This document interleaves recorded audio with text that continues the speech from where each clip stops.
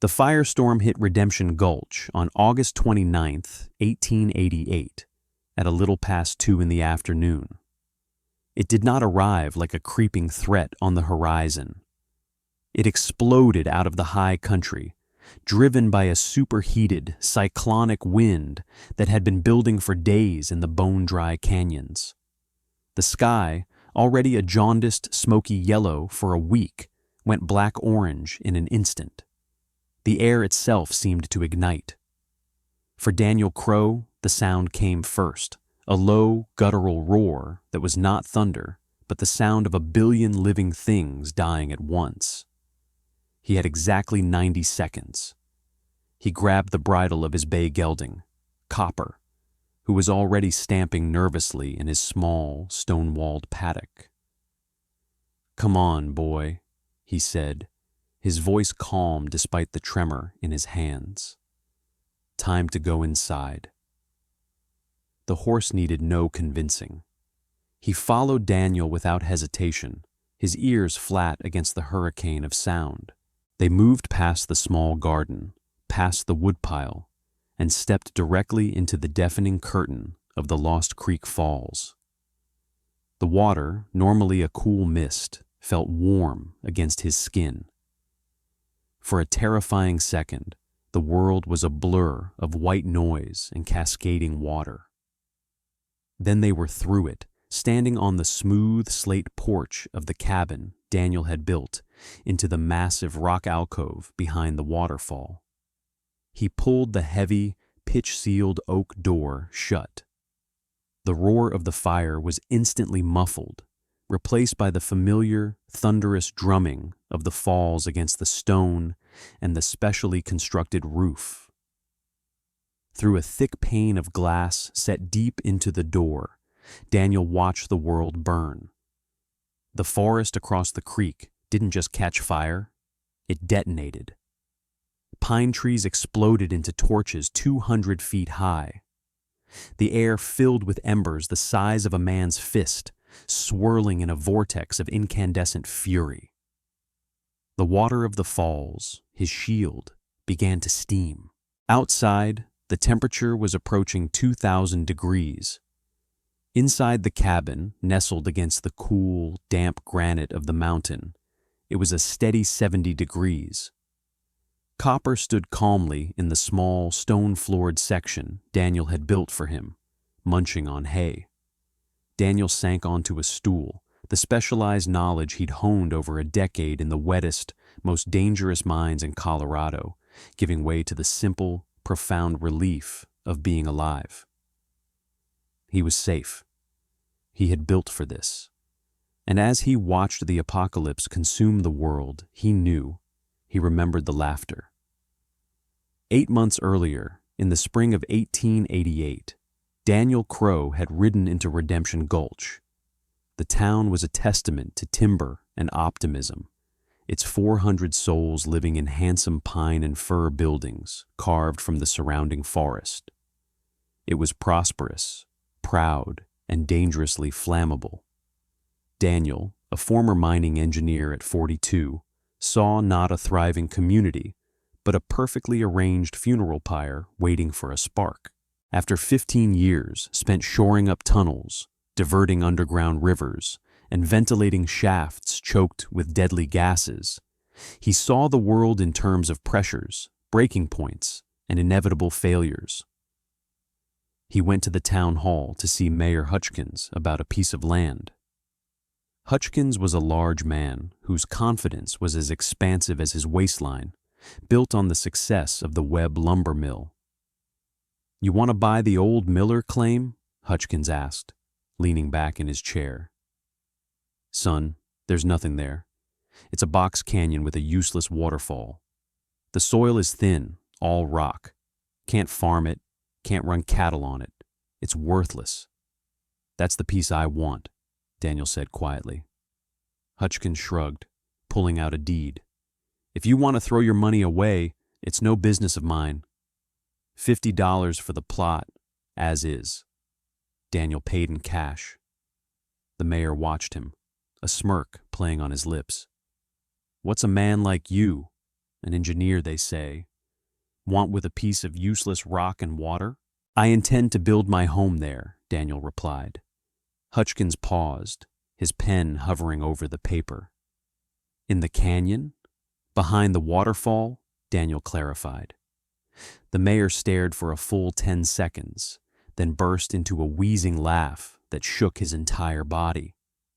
Behind the... You can't be serious. You'll be drowned or catch lung fever from the damp inside of a month. Man, it's 1888. We don't live in caves like primitives. Daniel's face remained placid. The rock provides shelter from the wind and sun. The earth provides thermal mass, keeping it cool in the summer and warm in the winter. And the water provides a shield. A shield from what? The odd rainstorm? Hutchkins guffawed. From fire, Daniel said, his voice flat and certain. This valley is a tinderbox. The ponderosas are thick, the undergrowth is dense, and you haven't had a proper burn-off in 20 years. When the fire comes, it will be a crown fire. It will create its own weather. It will move faster than a horse can run. It won't be stopped by a river or a cleared field. It will only be stopped by a lack of fuel or a massive volume of water. The mayor's amusement hardened into condescension. Crow, I've lived here my whole life. My father founded this town. We know these woods. Marcus Webb's lumber mill is the most advanced in the territory. We are civilized men, not superstitious savages cowering in holes. You're talking nonsense. Daniel simply nodded, folded his deed, and placed it in his coat. Time will tell, he said, and walked out of the office, leaving the mayor shaking his head in disbelief. Word spread through Redemption Gulch like the very fire Daniel predicted. It became the town's favorite joke.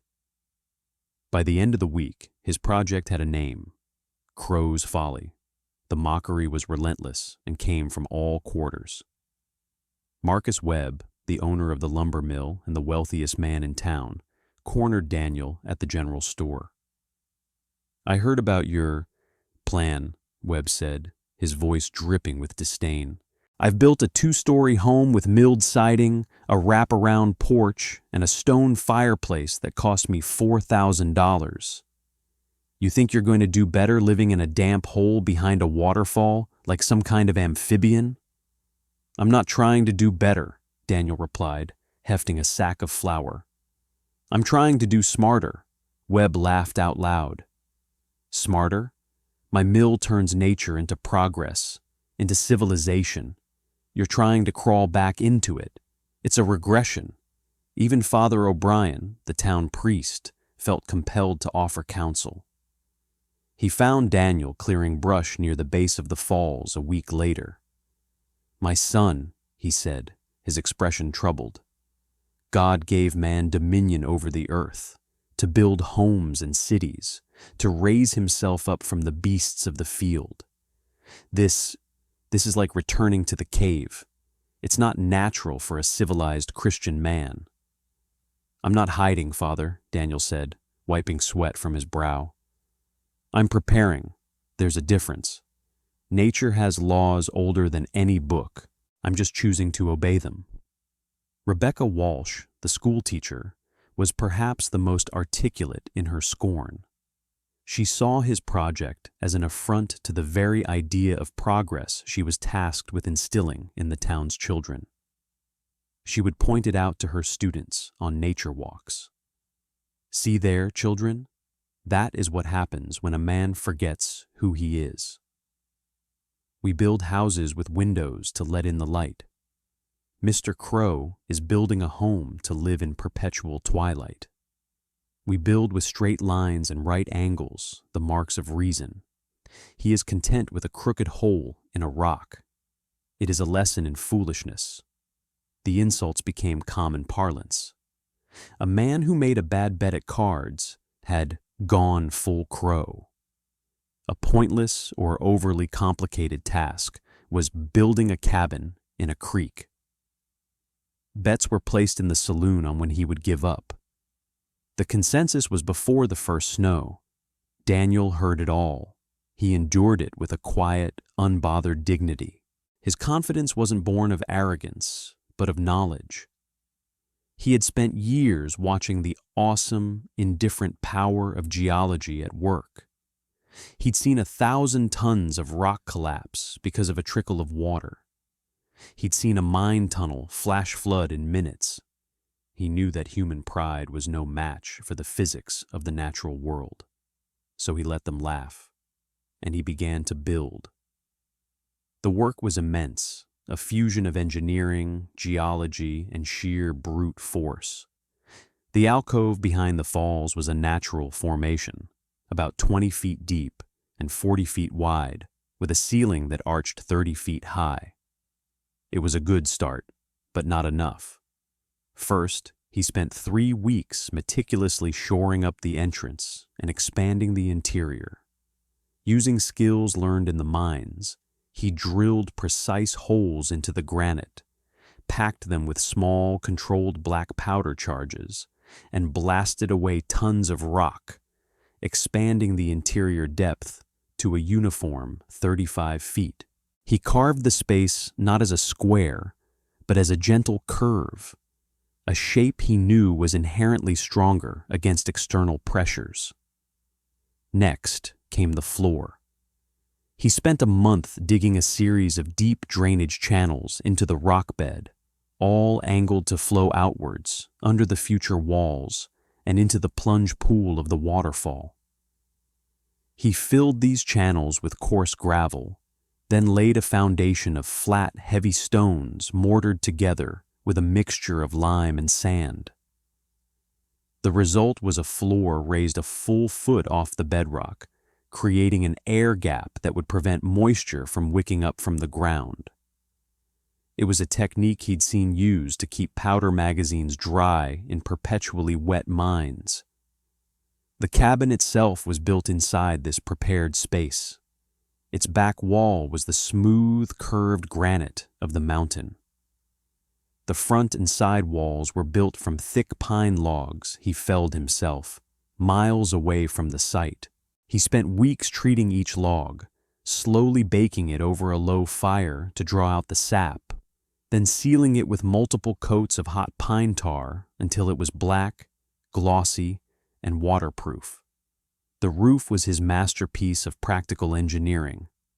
It didn't touch the top of the rock alcove. Instead, it was a separate structure, a shallow A-frame built on top of the log walls, leaving a 5-foot air gap between the top of the cabin and the granite ceiling of the cave. This gap was crucial. The roof itself was a double layer of thick planks, with a layer of tar-soaked wool felt sandwiched between them for insulation. The entire structure was designed so that any water seeping through the granite above would simply drip onto the roof and be channeled away, down the sides, and into the drainage system. It would never touch the living space. The most critical piece of the design was ventilation. Living behind a waterfall was only possible if you could breathe. Daniel used his mining expertise to solve the problem. He identified a fissure in the granite at the very back of the alcove. Over the course of a torturous month, using hand drills and pry bars, he painstakingly widened this fissure into a vertical shaft, a chimney of rock 18 inches in diameter that traveled 60 feet straight up, emerging on the forested slope high above the waterfall. He lined the bottom of the shaft with smooth stones and installed an iron stove directly beneath it. The stove would heat his home, cook his food, and, most importantly, create a powerful constant updraft. This draft would pull the damp, stale air out of the cabin, while fresh, dry air was drawn in through a smaller, baffled vent he'd built near the front door, cleverly shielded from the waterfall's mist. His horse, Copper, was his only partner. The sturdy gelding hauled logs from the forest, dragged stones on a sledge, and carried supplies from the town where Daniel endured the smirks and whispers. Daniel cared for the horse meticulously, building him a comfortable, dry stall in a corner of the alcove, complete with a thick bed of straw over a drained stone floor. By late summer, Crow's Folly was complete. It wasn't a dark, damp cave. It was a marvel of unconventional design. The interior was a single, large room, 30 feet wide and 35 feet deep. The air was cool but dry, smelling faintly of pine tar and wood smoke. Light from the waterfall filtered through the thick glass window in the door, casting shimmering, dancing patterns on the far granite wall. It was peaceful. The constant thunderous roar of the falls was a comforting presence, a wall of sound that insulated him from the world. He moved in at the end of August. The town watched and waited. "Give him one winter," Marcus Webb declared at the saloon. "He'll come crawling back to civilization, begging for a room at the boarding house." But the winter came and went. While the townspeople burned through cords of firewood, their drafty pine houses fighting the -20-degree cold, Daniel was comfortable. The immense thermal mass of the mountains surrounding him held a steady temperature. A small fire in his stove for an hour in the morning and an hour in the evening was all it took to keep the cabin at a pleasant 65 degrees. The ventilation shaft worked perfectly, pulling the smoke out and fresh air in. He used 70% less firewood than his neighbors in town, a fact he noted with quiet satisfaction. The spring and summer of 1888 were unnervingly dry. The rains never came. The creek slowed to a trickle. The woods grew brittle, the pine needles underfoot crackling like glass. By August, the air was thick with the smoke of distant fires. The sun was a dull, red ball in a sky the color of an old bruise. Daniel saw deer and elk moving down from the high country, their movements frantic. He knew the signs. He'd seen them in the Colorado Rockies. The land was ready to explode. He tried to warn them. He found Mayor Hutchkins overseeing a crew repairing the town's main street. "Mayor, you need to organize work crews," he said, his voice urgent. "Clear a fire break, at least 300 yards wide, all around the town. Cut down every tree." Hutchkins wiped his brow and glared at Daniel. "And who's going to pay for that? Webb needs that timber. Besides, it's just a smoky summer. We get them every few years." "This is different," Daniel insisted. "The air is electric. I've never seen it this dry." "Crow, go back to your hole in the wall and leave the running of this town to sane men," the mayor snapped, turning his back. Daniel spent the next week making his own final preparations. He used a scythe to clear every blade of grass and brush in a 100-foot radius around the plunge pool of his waterfall, right down to the bare dirt and rock. He double-checked the seals on his door and window. He brought in his last sacks of oats and flour from town, ignoring the jeers. He filled 4 extra barrels with fresh water from the falls, just in case. He was ready. On August 29th, the wind shifted. It came from the northeast, hot and dry, and it began to howl. At 2 p.m., the world went dark. Then came the roar. The firestorm that hit Redemption Gulch was a phenomenon of terrifying power. It wasn't a fire line. It was a 3-mile-wide wall of flame moving at 50 miles per hour. The superheated air rushing into the inferno created winds of hurricane force. The town, built of dry pine, didn't stand a chance. Marcus Webb's state-of-the-art lumber mill, with its acres of seasoned timber, vanished in a flash, the stacks of wood exploding like bombs. His beautiful $4,000 home, the symbol of his pride, was consumed in less than a minute. The church steeple became a towering candle for a few seconds before it collapsed. The heat was so intense that glass melted in window frames and nails popped from boards with the sound of gunshots. The town was an oven, then a furnace, then a pile of ash. For the people, there was nowhere to run. The forest was a wall of fire. The roads were impassable. Panic turned to terror, and terror to resignation. But a small group, led by a soot-blackened and shell-shocked Mayor Hutchkins, had one desperate, insane idea. The creek. There were about 30 of them, including Marcus Webb, his face a mask of horror, and Rebecca Walsh, her fine dress torn and smudged with ash.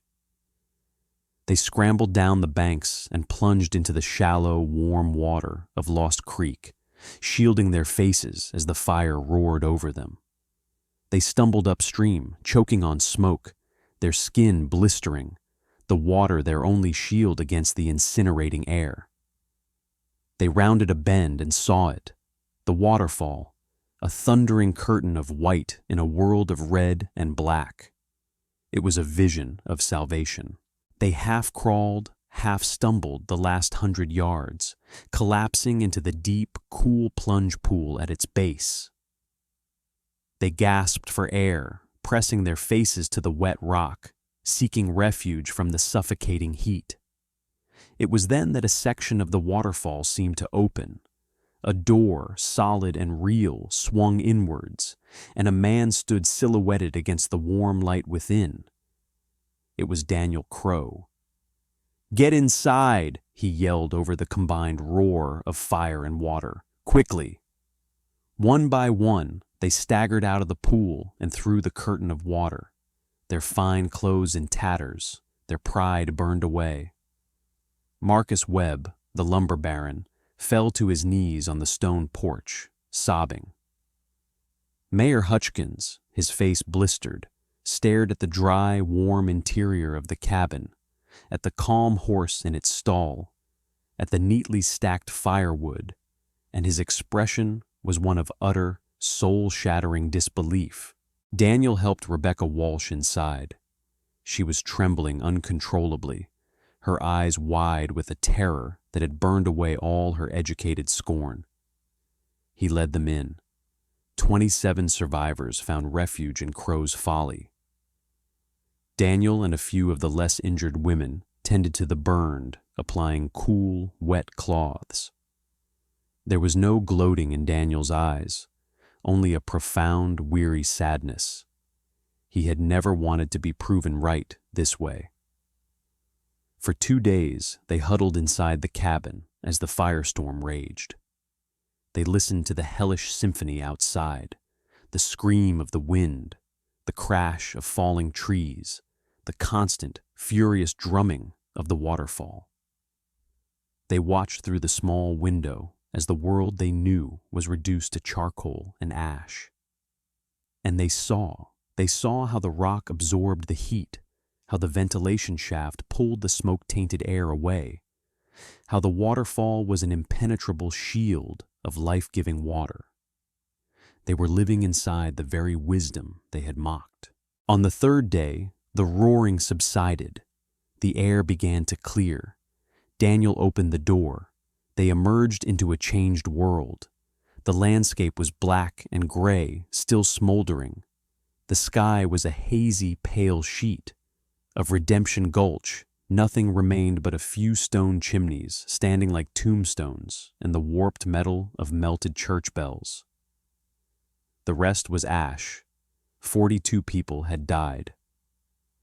A week later, as the survivors huddled in a makeshift camp, Marcus Webb approached Daniel. The lumber baron, who had lost everything, looked like an old man. His hands trembled. "I owe you an apology, Crow," he said, his voice cracking. He looked at the smoking ruin of his town. "I called your home a folly. I bragged about my house, my mill. I said you were living like a primitive, but my progress built a tinderbox. My civilization was a pile of kindling. Your wisdom, it built an ark. He looked Daniel in the eye. "I was wrong, dead wrong. Mayor Hutchkins was next. We called you crazy. We laughed at you. And this folly you built saved every life that could be saved. You were right. God help me, you were right." Daniel's reply was quiet, devoid of triumph. "That doesn't matter now. You're safe. That's what matters."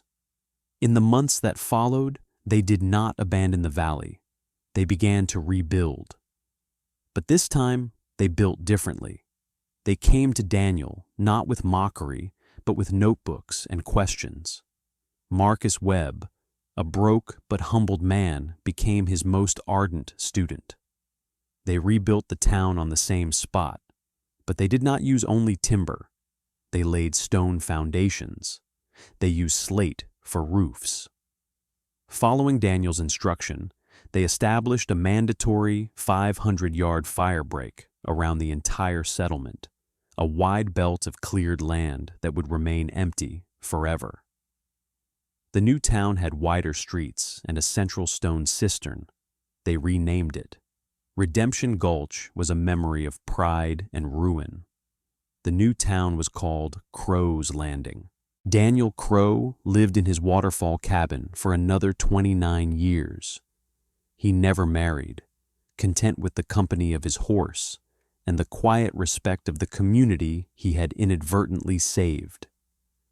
He died peacefully in his sleep at the age of 71, in the home that nature and his own foresight had built. The entire town attended his funeral.